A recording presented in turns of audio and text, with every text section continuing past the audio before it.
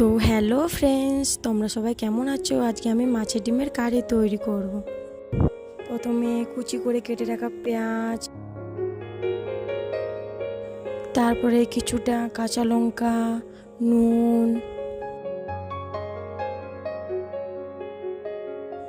সামান্য পরিমাণ মতো হলুদ গুঁড়ো, জিরে গুঁড়ো দিব একটু, পরিমাণ মতো বেসন দিয়ে আমরা মাখিয়ে নেব। এরপর কড়াইয়ে তেল গরম করে আমরা মাছের ডিমটা একটু একটু করে দিব। আর গ্যাসের আঁচটার জন্য মিডিয়াম ফ্লেমে থাকে, না হলে কিন্তু পুরো সব শেষ হয়ে যাবে, সেই কালো হয়ে যাবে।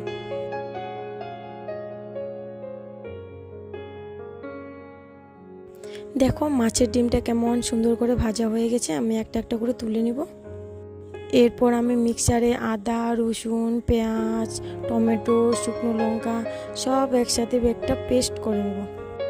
আবার কড়াই গরম করে